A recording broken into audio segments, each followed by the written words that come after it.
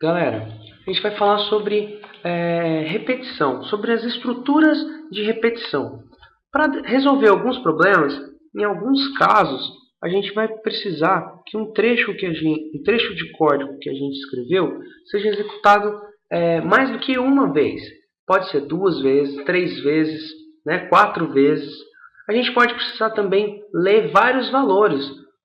E ao invés de criar 5 variáveis, por exemplo, a gente pode fazer uma artimanha com uma variável sendo lida e uma outra variável para ser armazenada o valor, e eu posso trabalhar, somar, por exemplo, e fazer uma média no final.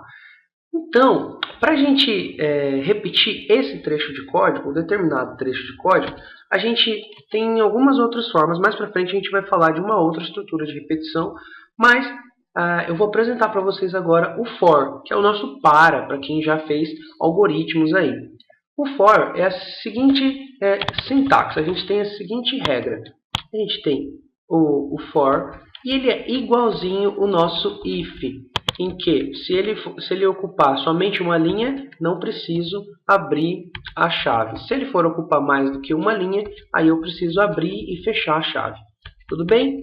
A gente tem 3 passos, 3 elementos para colocar dentro desse for. A gente coloca primeiro uma variável de controle, a gente inicializa essa variável de controle.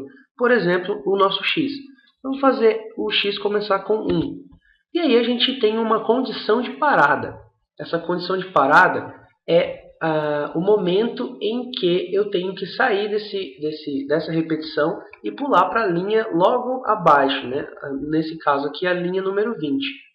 Tá bom? Então a condição de parada, vamos supor que eu quero que o que está aqui dentro seja repetido por 5 vezes. Então eu vou colocar, vai começar com 1 e o meu x, até que o meu x seja menor, enquanto o meu x for menor do que 5. Menor ou igual a 5. Depois, por último, eu separo, vocês já viram que é por ponto e vírgula aqui. O último elemento, o último passo que eu tenho que colocar num for é a forma de iteração, de incremento dessa minha variável. Quando ela chegar lá no final, ela está em 1, ela vai pular para quanto? Vai pular para 2, vai pular para 3, de quanto em quanto que ela vai pular? Aqui a gente vai colocar um x++, que significa que ele vai incrementar de 1 em 1. Aqui a primeira vez ela vai valer 1, a segunda vez ela vai valer 2, e assim por diante, até chegar no limite máximo na condição de parada, que é 5. Porque quando eu tentar entrar aqui com a variável 6, o que vai acontecer? 6 menor ou igual do que 5? Não. Então eu vou pular lá para a linha 20 e terminar de executar o meu código. Vamos testar isso? Escreva, por exemplo, olha só, eu fazendo algoritmo aqui. A gente vai colocar um sort e vai colocar aqui, mensagem. Quantas vezes esse trecho de código vai ser repetido desse jeito? 5. Vamos executar e testar? Olha só, vai aparecer aqui embaixo. Vou fechar essas aqui.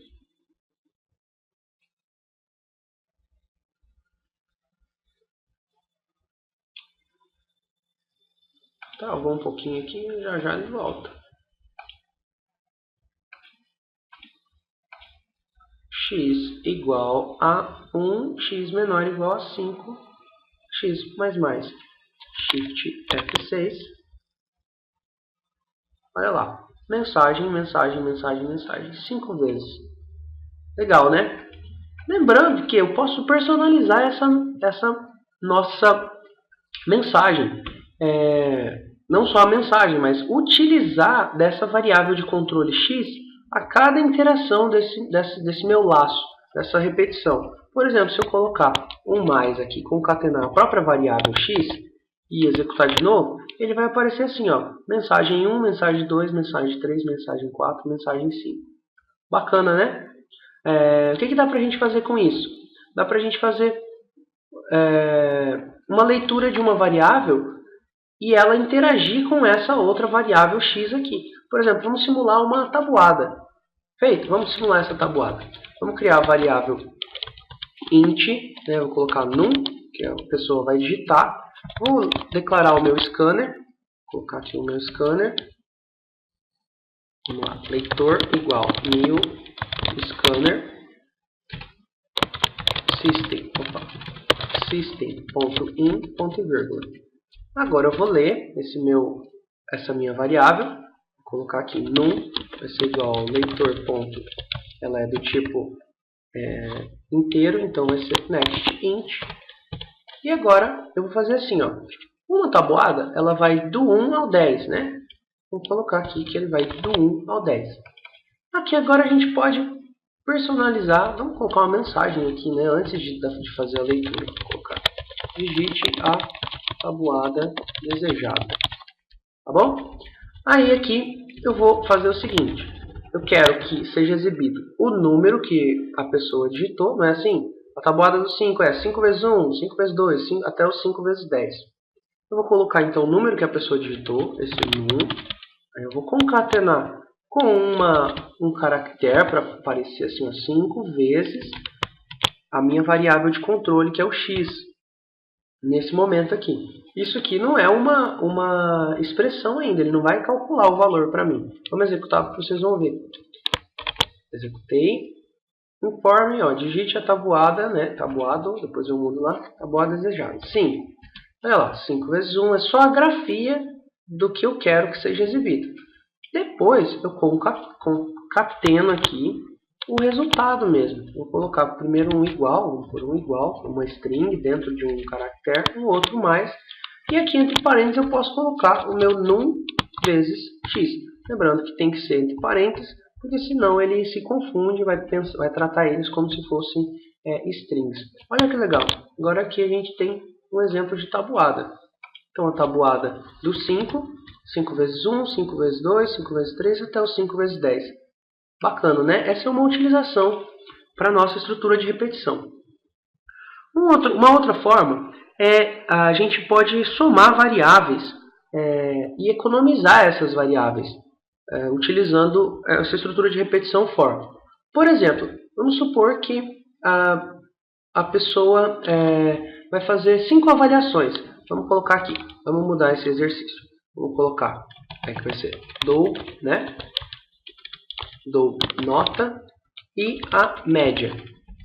Aí o scanner continua, aqui a gente apaga. Feito, isso aqui também não vai precisar. E aí a gente falou que vai ser 5 avaliações. Então, eu faço essa alteração e coloco 5. Vai ir da primeira avaliação até a quinta avaliação. Vamos mudar essa mensagem. Vou colocar assim, ó, digite a, aí eu posso colocar assim, vou concatenar aqui, x, que vai ser a variável, coloco o mais e falo assim, ó, primeira nota ou segunda nota, não é verdade? Coloco assim, digite a primeira nota, tá bom? E agora eu vou fazer essa variável nota receber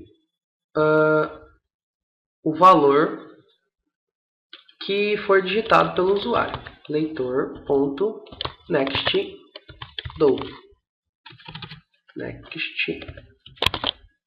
Tá aqui. O que vai acontecer? Eu quero calcular a média nesse exercício. Se a pessoa está sempre colocando na variável nota, eu estou perdendo o valor, né? Eu vou pegar só o último valor, né, que foi digitado na variável nota aqui. O que eu posso fazer? Eu posso fazer assim, ó. Ele vai começar com 0, essa nossa nota. A gente pode até colocar aqui, ó. Vai começar com 0. E aí, toda vez que a pessoa digitar a primeira nota, eu vou ir lá na minha variável nota e vou falar assim, ó. O valor que está aí dentro da variável nota vai agora ser o valor que já estava lá, ou seja, 0 na primeira vez, e o que a pessoa digitou. Na segunda vez, por exemplo, se a pessoa digitou 8, já não vai ser mais 0 ali na nossa variável nota. E ele vai somar, vai ficar somando todos os valores que a pessoa digitou. Aqui no final, essa é uma forma bem bacana para a gente efetuar a soma de uma variável. A gente não precisou de 5 variáveis para as 5 notas diferentes que o usuário vai digitar. Aí aqui no final a gente vai fazer assim, média vai receber o nosso nota dividido por 5. Eu ponho um ponto e vírgula aqui. E aqui no final eu vou escrever o resultado, né? A sua média é, eu vou colocar um espaço, colocar um mais e o valor da média. Feito? Vamos testar esse programa agora. Deixa eu puxar aqui, vou colocar aqui, sua média. Tá bom? Vamos executar. Vai lá. Quantas são as notas? 5, né? Eu vou colocar 5, aí eu vou colocar 6, a segunda nota, 9, a terceira nota, 10, a quarta nota e 4, a quinta nota. Vamos ver? Olha lá, sua média é 6,8. Bacana, né? Com uma só variável, a gente conseguiu armazenar a soma de todas as notas que a pessoa digitou e depois a gente fez o cálculo da média. Tá bom? Esse é o início da nossa estrutura de repetição do for, os primeiros exemplos, né, com aquela mensagem, com a nossa tabuada também, que é bem tradicional. E aí, para as próximas aulas, a gente vai trabalhar outros exercícios, outros exemplos com a estrutura de repetição for. Até a próxima!